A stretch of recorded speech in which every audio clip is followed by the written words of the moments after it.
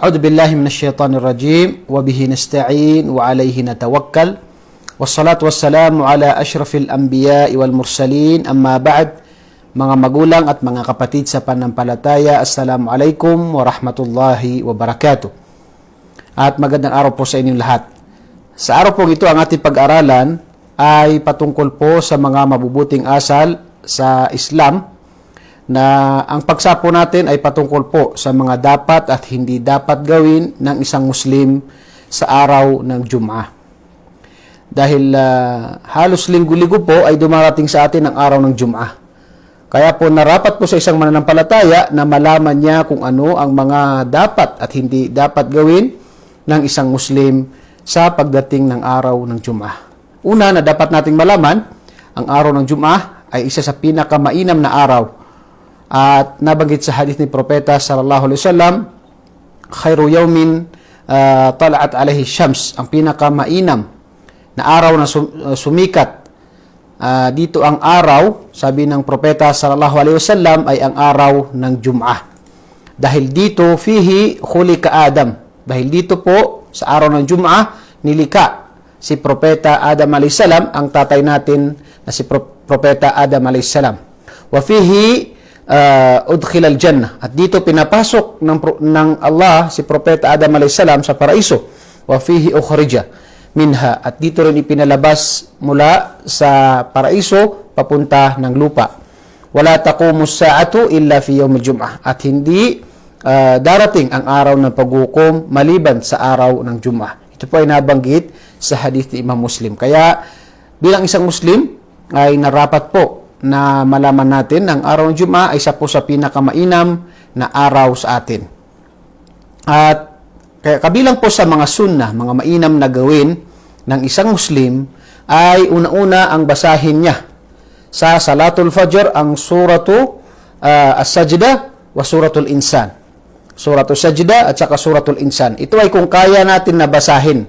Kung kaya natin basahin ang tinatawag na suratul Sajdah at saka suratul Insan, ay mainam po dahil ito ay ginawa ng Propeta sallallahu alaihi wasallam na nabanggit sa kanyang hadith na naiulat ni Imam Muslim. Ganun din ay yung suratul Jum'ah at saka suratul Munafiqin. Suratul Jum'ah at saka suratul Munafiqin, sunna din na basahin natin yung tinatawag na sura na ito kung kaya natin. Ganun din sa mga imam sa masjid ay kung kaya nila itong basahin ay mainam po na ito ang basahin nila sa araw ng Jum'ah, sa Fajr ng Salatul Fajr sa araw ng Jum'ah. Sa mga kababaihan naman ay pwede natin itong basahin sa ating mga bahay kung kaya natin. Kung hindi natin kaya ay hindi po inuobliga sa atin. Bagkus ito po ay sunnah na kung kaya ng isang tao ay maaari na itong gawin at meron siyang gantimpala na ipagkakalob ng Allah subhanahu wa ta'ala sa kanya. Ganon din, ang pangalawa ay yung pagpunta ng masjid ng maaga. Pagpunta ng masjid ng maaga. Ngayon, ang pagpunta ng masjid ay ito ay actually na dapat nating bigyan ng pansin. Yung pagpunta ng masjid ng maaga. Sa mga kababaihan po, hindi po obligado sa kababaihan ang pagsasala ng Jum'ah. Hindi rin obligado sa mga may sakit ang pagsasala ng Jum'ah. Hindi rin obligado sa naglalakbay ang salatul Jum'ah. Okay? Hindi po obligado sa kababaihan, hindi rin obligado sa may sakit at hindi rin obligado sa naglalakbay ang Salatul Jum'ah. Halimbawa, kayo ay nasa barko, naglalakbay mula Mindanao papunta ng Luzon, hindi po obligado sa inyo na kayo ay magsala ng Salatul Jum'ah. Magsasala lang kayo ng Salatul Duhur. Ganun din ang kababaihan na kapag magsasala kayo sa bahay, hindi kayo pupunta ng masjid, magsasala lang po kayo ng Salatul Duhur at hindi po Salatul Jum'ah na 2 rak'ah. At ganun din sa may sakit, magsasala po ng Salatul Duhur at hindi po tinatawag na Salatul Jum'ah. Sa kababaihan po, pinapahintulutan po na pumunta ng masjid. Pumunta ng masjid dahil nabanggit sa hadith ni Propeta sallallahu alaihi wasallam na kanyang sinabi na la tamna'u amatallah masajidallah. Huwag niyong pigilan ang mga kababaihan, ang alipin ng Allah na babae na pumunta sa masjid ng Allah subhanahu wa ta'ala. Pero mainam po sa kanya, sa kababaihan, sa kanyang mga sala, ay ito ay sagawa niya sa kanyang bahay. Ngunit kung gusto niya magsagawa ng Salatul Jum'ah sa masjid, ay pinapahintulutan po sa mga kababaihan ang pagsasala ng masjid. At ito po yung kabilang sa mga sunnah, yung pagpunta ng maaga sa masjid. Sa panahon natin ngayon, marami po na saka na gumigising o kaya pupunta ng masjid kapag nag-adan na o nagsimula ng makhutba ang imam. Ito po ay mali dahil ang nabanggit po sa hadith ni Propeta sallallahu alaihi wasallam, na nabanggit o naiulat sa hadith ni Imam Bukhari, na sino man ang maligo sa araw ng Jum'ah at siya ay pumunta sa masjid na maaga, ay para siyang nagkatay, nag-alay ng tinatawag na kamelyo. At yung tinatawag na unang orasyon. Yung pangalawang oras naman ay para siyang nagkatay ng tinatawag na bakara. Ibig sabihin yung baka, para siya nagkatay ng baka. At yung pangatlong oras naman ay para siya nagkatay ng kambing o tupa. At yung pang-apat na oras naman ay para siya nagkatay ng manok. At ang pinakahuli ay para siya nagkatay ng tinatawag na itlog. Ito ay inalay niya. Gantimpala ito na ibibigay ng Allah subhanahu wa ta'ala sa mga tao na maagang pumupunta ng masjid. At hindi po yung tayo ay magsasala na o pupunta ng masjid kapag nagsisimula ng makhutbah. Meron pong mga anghel na sila po ay nakabantay hanggang hindi po mag-adan, hindi po pumasok yung imam at magsimula magkhutbah. Habang siya po, hindi po nagsisimula ang tinatawag na imam sa kanyang pagkhutbah, hindi pa nag-aadan yung pag-aadan para sa khutbah, ay meron pong mga anghel na sino man ang pumapasok sa masjid, ito ay sinusulat nila. Kaya sana mabilang tayo doon na maaga tayong pumunta sa masjid. Hanggat maaari ay pumunta tayo bago ang pag-aadan sa adan ng pagsasala ng Jum'ah. Dahil meron po tayong dalawang adan sa Jum'ah. Unang adan ay ito po yung pantawag sa oras ng Salatul Jum'ah, at pangalawang adan, ito yung mag-aadan dahil sa magsisimula na makhutbah ang imam. So narapat po na bago po makhutbah yung imam ay nandun tayo sa loob ng masjid upang makuha natin ang gantimpala na sinabi ng Propeta sallallahu alaihi wasallam. Kasama rin sa mga sunnah ay yung paliligo at paglilinis. Paliligo, sinabi ng Propeta sallallahu alaihi wasallam, ghuslul jum'ati wajibun ala kulli muhtalam. Ito yung sa hadith ni Propeta sallallahu alaihi wasallam, o muhtalim. Itong hadith na ito ay yung ibig sabihin niya ay nararapat na maligo tayo, lalo-lalo na yung mga tao na matagal silang hindi naligo. Mga 1 linggo, 5 araw, obligado sa kanila na maligo. Kaya sa relihiyong Islam, ang turo po sa atin ay yung tinatawag na paglilinis. Kaya nabanggit pa sa hadith na sino man yung matagal siyang hindi nabasa ng tubig ay obligado sa kanya ang maligo sa araw ng Jum'ah. Ngayon, obligado ang pinaka-jumhur. Ibig sabihin, ang pinakatama at pinakamaraming ng mga ulama ay sunna po at mainam po ang paliligo sa araw ng Jum'ah sa mga gustong pumunta ng masjid. Kung ang babae ay pupunta ng masjid sa araw ng Jum'ah, ay mainam po sa kanya na siya ay magsagawa ng paliligo at paglilinis. Ganon din sa mga kalalakihan na ito ay palaging sa atin every week ay tayo po ay nagsasala ng Jum'ah. Kaya narapat po na malaman natin na kasama sa sunnah at pinakamainam ay tayo ay maligo sa araw ng Jum'ah. At ganoon din yung paglilinis. Anong ibig sabihin ng paglilinis dito? Ang paglilinis ay yung halimbawa pagputol ng kuko, yung mga pagtatanggal natin ng mga buhok sa kilikili at iba pang mga parte, yun ang mga tinatawag na dapat din natin gawin na mainam din na isagawa natin sa araw ng Jum'ah dahil kasama ito sa mga sunnah ang paglilinis. Okay. Kasama rin doon ay yung paggamit ng pabango sa mga kalalakihan.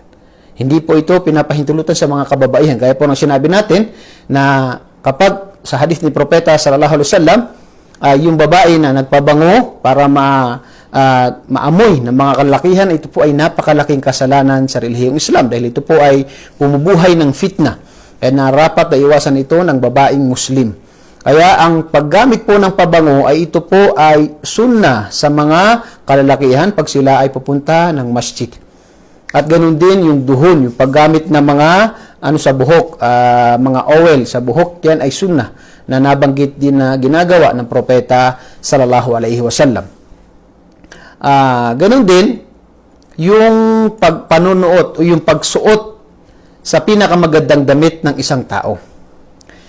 Marami po sa atin ang ginagawa niya ay syempre araw ng Jum'ah, ang kanyang sinusuot yung mga damit na pantulog, kaya ay yung mga gamit na bilang isang Muslim, kung titingnan natin, ang karapat-dapat sa atin na tayo ay magpasalamat at tayo ay magsuot ng magandang damit kapag kaharap natin ang Allah subhanahu wa ta'ala.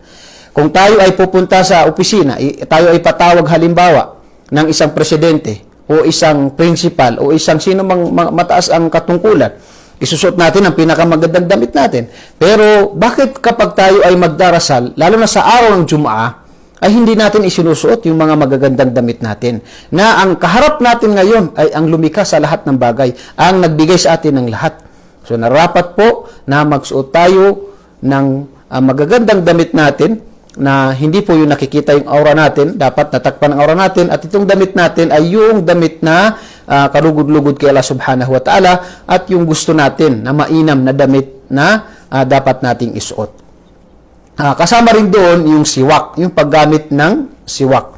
Na sinabi sa hadith ni propeta sallallahu alaihi wasallam, laula asyukka ala ummati la amartuhum bisiwak. Kung hindi lang mahihirapan ang tinatawag na aking mga nasyon, ay gagawin kong obligado sa kanila ang paggamit ng siwak, yung paniniwak, na ito ay gagawin kong obligado sa kanila. Ngunit dahil sa alam ng propeta sallallahu alaihi wasallam na tayo ay may hirapan, kaya ito ay sunnah, hindi obligado. Ngayon, kung tayo ay nasa bahay, wala tayong siwak, ay pwede po na tayo ay mag-toothbrush. Makukuha natin yung gantimpala ng siwak, pero hindi katulad ng pagsisiwak. Pero makukuha natin yun dahil ang purpose sa pagsisiwak ay yung paglilinis. Kaya narapat yung tayo ay mag-toothbrush kung wala tayong siwak, para makuha natin yung gantimpala ng tinatawag na pagsisiwak.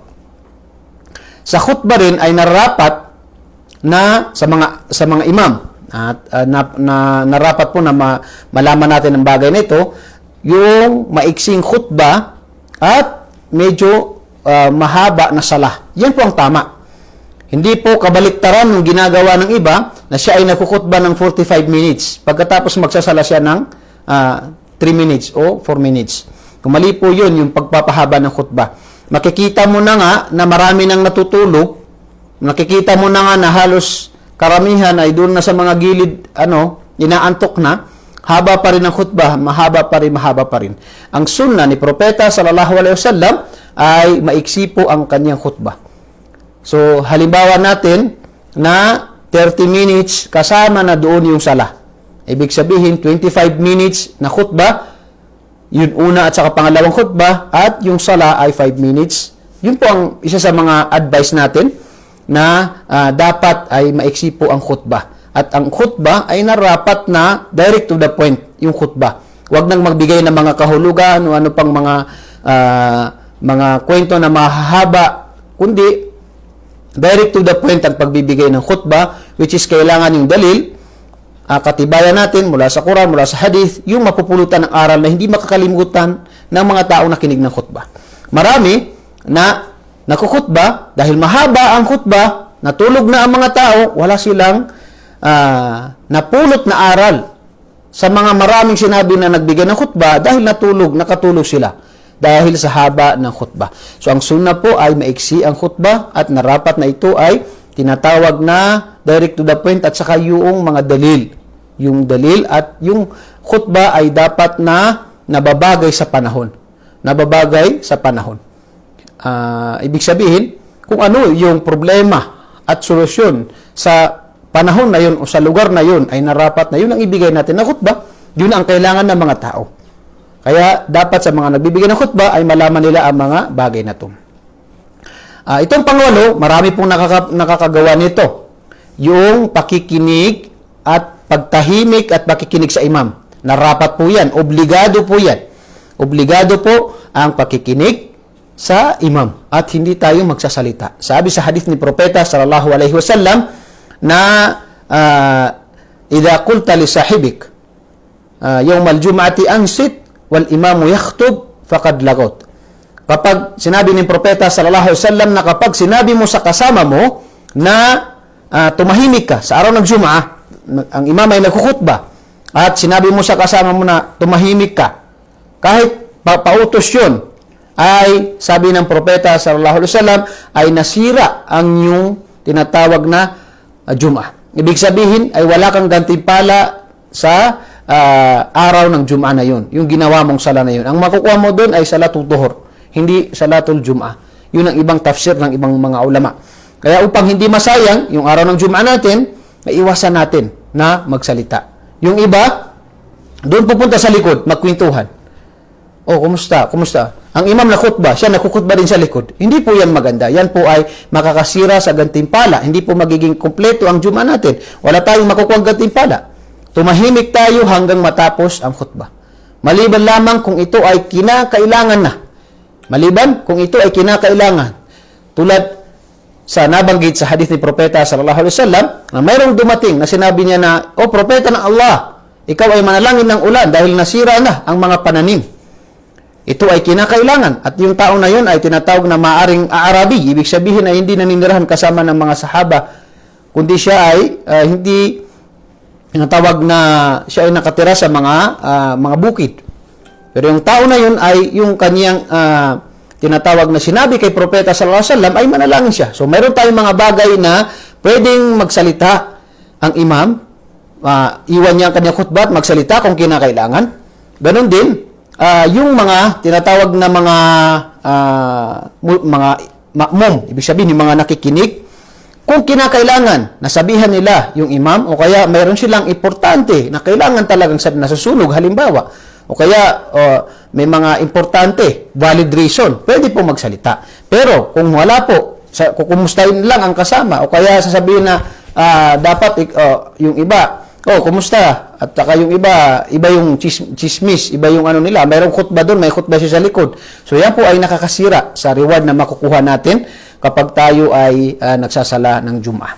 Kasama rin doon ay yung pagdarasal sa araw ng Jum'ah ng Tahiyatul Masjid.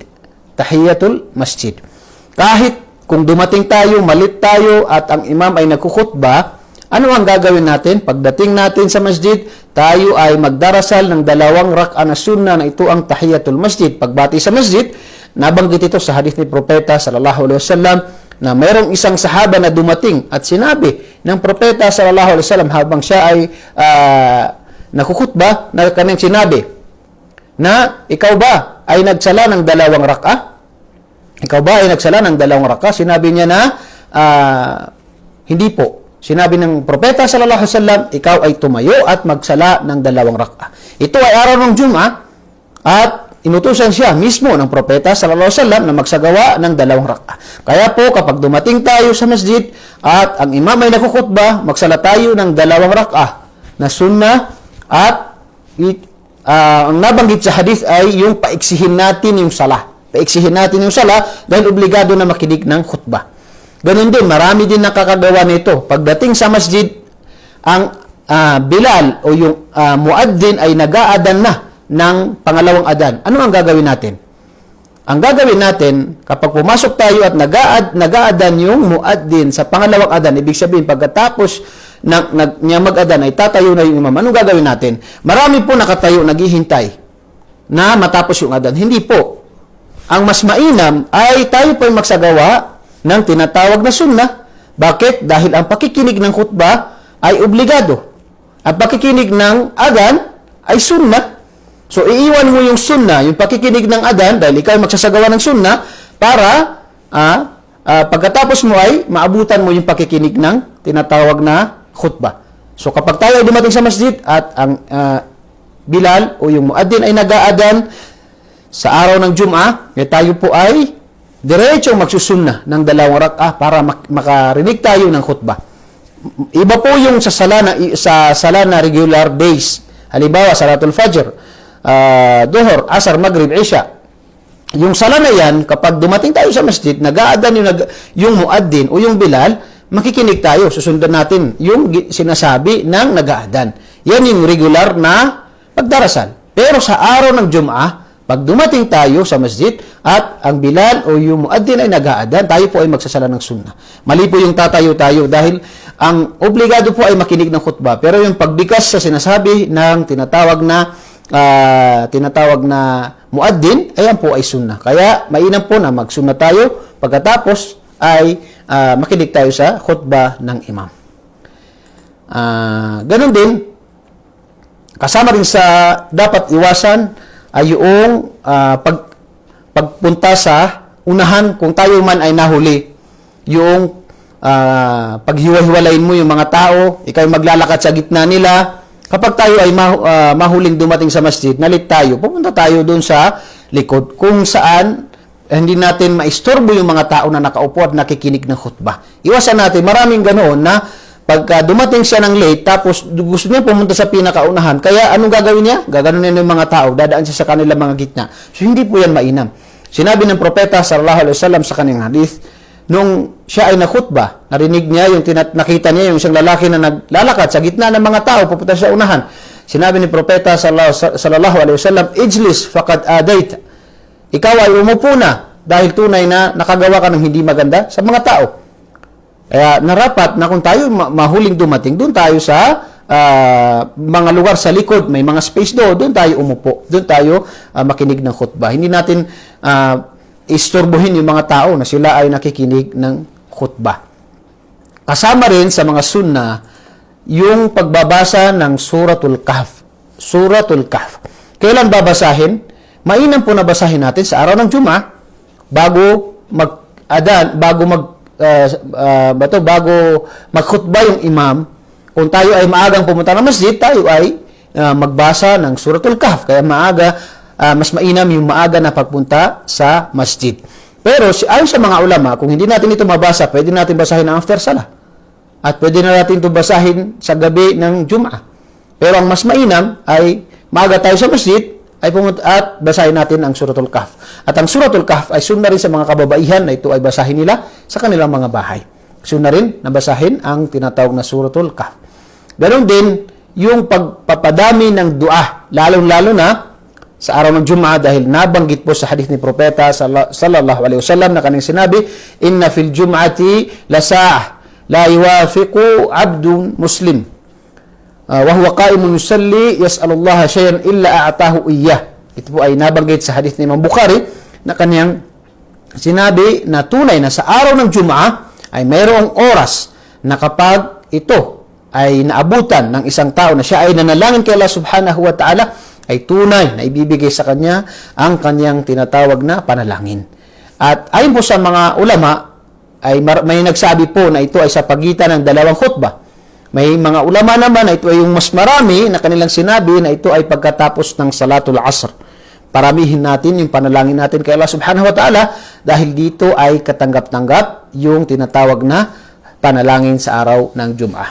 At narapat po sa isang mananampalataya na ganoon din yung pagpaparami ng yung tinatawag na paghingi ng kapatawaran at habag para kay Propeta Muhammad sallallahu alaihi wasallam o yung tinatawag natin na salawat.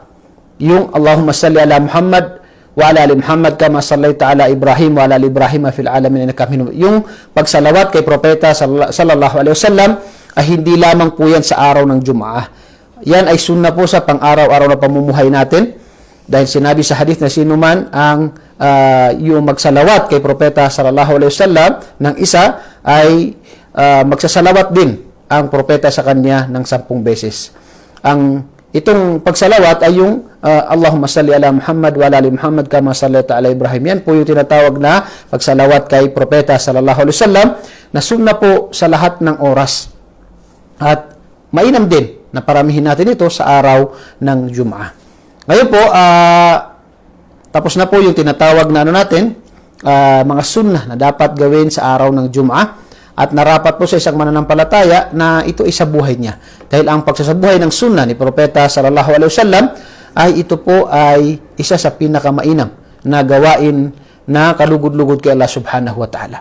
Sa mga may katanungan po, pwede po kayong mag-message sa atin ng direct. Mag-message kayo sa akin ng direct kung may mga katanungan kayo.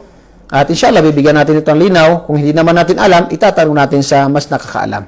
Ganun din, kung may mga nabanggit akong aya sa Quran o kaya mga hadith na ito ay mali ang kanyang kahulugan o anumang pagkakamali, ay hinihiling ko po sa inyo na ito po iparating nyo sa amin dahil tunay na tayo po ay nagpapayuhan sa bawat isa. Wala pong perpekto, lahat po tayo nagkakamali. Kaya po tayo ay nagpapayuhan. Sinabi ng Allah sa banal Quran, وَذَكِّرْ فَإِنَّ ذِكْرَ تَنْفَعُ الْمُؤْمِنِينَ. O Muhammad, ikaw ay magpaalala dahil tunay ng pagpapaalala ay ito ay makakapagbigay ng kabutihan sa mga mananampalataya. Kaya po ako po muli ay nagpapasalamat sa inyo. Sana po nakapulot tayo ng aral. Assalamualaikum warahmatullahi wabarakatuh.